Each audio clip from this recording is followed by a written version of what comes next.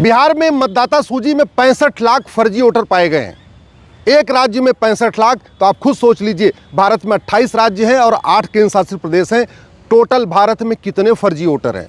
और बिहार में 65 लाख हैं तो बंगाल की क्या स्थिति होगी, झारखंड की क्या स्थिति होगी, आप इसकी कल्पना खुद भी कर लीजिए।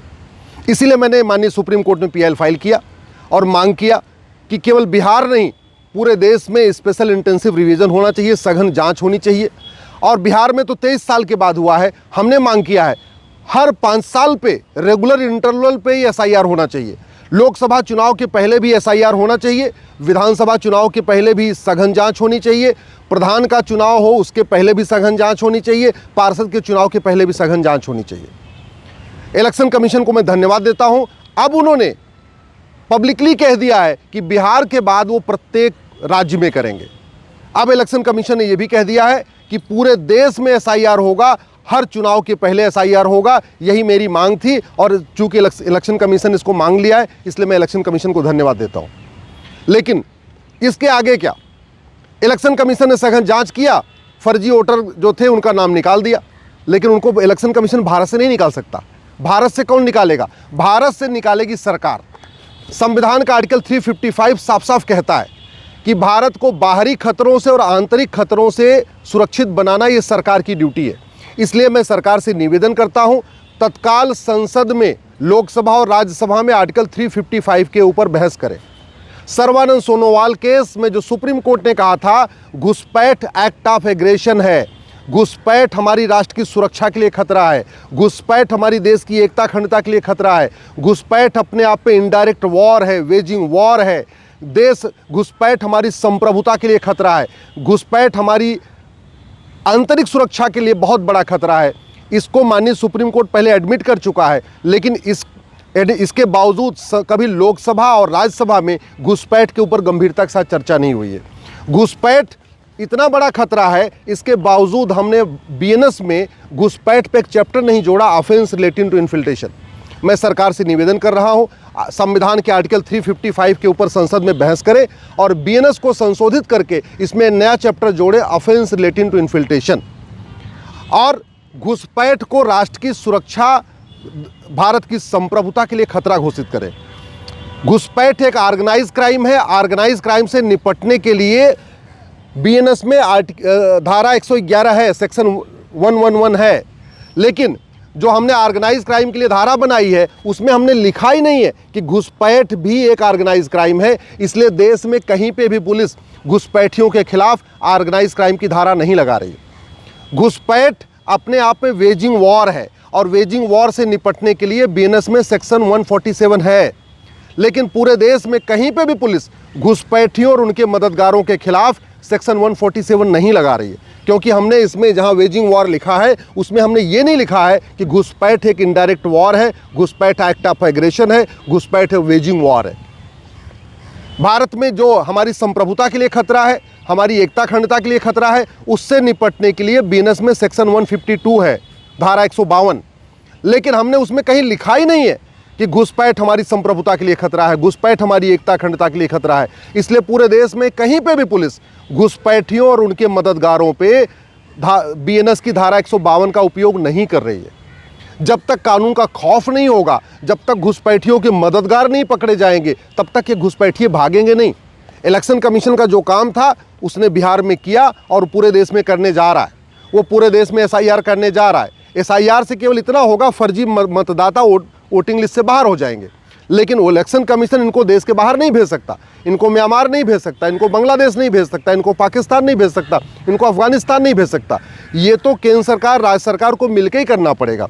और आर्टिकल 351 बहुत साफ साफ कहता है बाहरी खतरों से भी सुरक्षा, आंतरिक खतरों से भी सुरक्षा।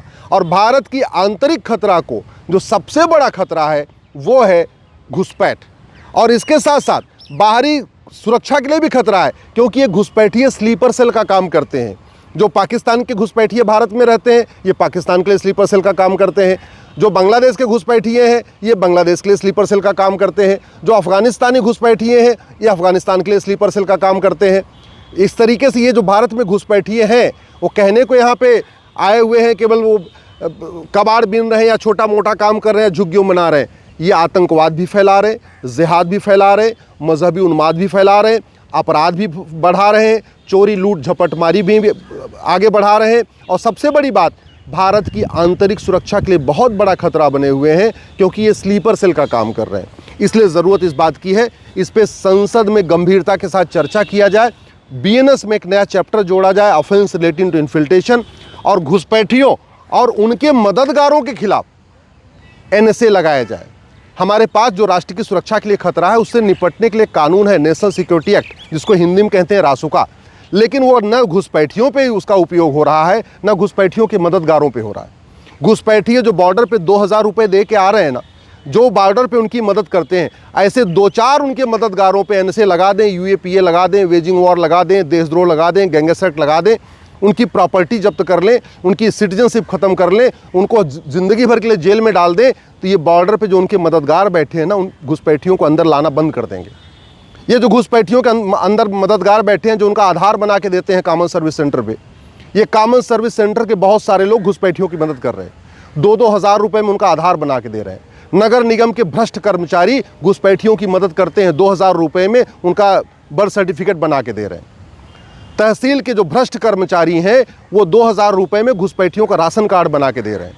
जो आरटीओ ऑफिस के दलाल हैं, आरटीओ ऑफिस के भ्रष्ट कर्मचारी हैं, वो 3000 रुपये में घुसपैठियों का ड्राइविंग लाइसेंस बना के दे रहे हैं। और उसके बाद जो लोकल नेता होता है, जिसको पार्षद बनना है या प्रधान बनना है, वो इन घुसपैठियों का 4-5 डॉक्यूमेंट के बाद लेके वोटर आईडी में नाम जुड़वा दे रहा है। जब तक फर्जी आधार बनाने वाले, फर्जी राशन कार्ड बनाने वाले, फर्जी बर्थ सर्टिफिकेट बनवाने वाले, फर्जी ड्राइविंग लाइसेंस बनाने वाले और वोटर आईडी में नाम जुड़वाने वालों के खिलाफ एनएसए नहीं लगेगा, यूएपीए नहीं लगेगा, वेजिंग वॉर की धारा नहीं लगेगी, इनके खिलाफ देशद्रोह की धारा नहीं लगेगी, इनके खिलाफ गैंगस्टर एक्ट नहीं लगेगा, इनकी 100% प्रॉपर्टी नहीं जब्त होगी, जब तक इनकी नागरिकता ख़त्म करके इनको आजीवन कारावास की सज़ा नहीं होगी, तब तक घुसपैठियों की मदद करना ये बंद नहीं करेंगे।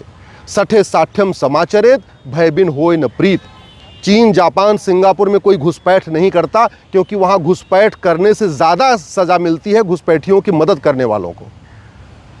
दुबई में, कुवैत में, बहरीन में, अबू धाबी में कोई घुसपैठ नहीं करता, क्योंकि वहाँ पे घुसपैठ करना जितना अपराध है, उससे ज़्यादा गंभीर अपराध माना जाता है घुसपैठियों की मदद करना।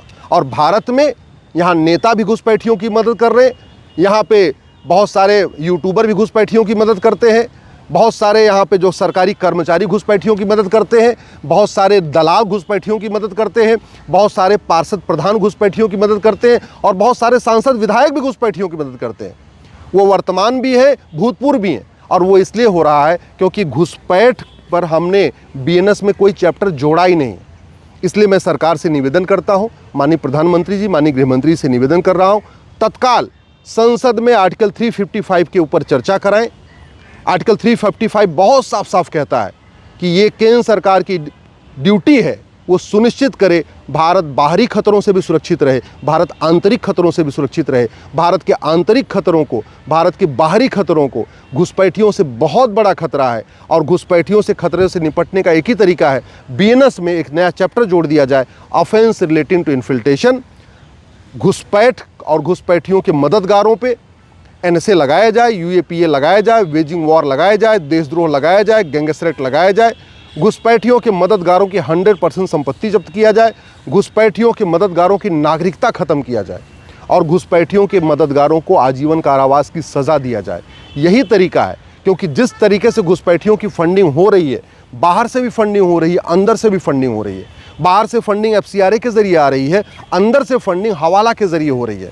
और जलालुद्दीन केवल धर्मांतरण नहीं कराता, छांगुर जलालुद्दीन जैसे लोग हर ज़िले में 2-3 छांगुर जलालुद्दीन हैं, और ये छांगुर जलालुद्दीन लब जिहादियों की भी फंडिंग करते हैं, लैंड जिहाद की भी फंडिंग करते हैं, धर्मांतरण की भी फंडिंग करते हैं, घुसपैठियों की भी फंडिंग करते हैं, ये जो जनसंख्या विस्फोट हो रहा है इसकी भी फंडिंग करते हैं। समाधान यही है, कानून बदला जाए। जब तक कानून नहीं बदलेगा तब तक घुसपैठिए यहाँ से नहीं भागेंगे। इसलिए मैं सरकार से निवेदन कर रहा हूँ, तत्काल बीएनएस में एक नया चैप्टर जोड़ें, ऑफेंस रिलेटिंग टू इन्फिल्ट्रेशन।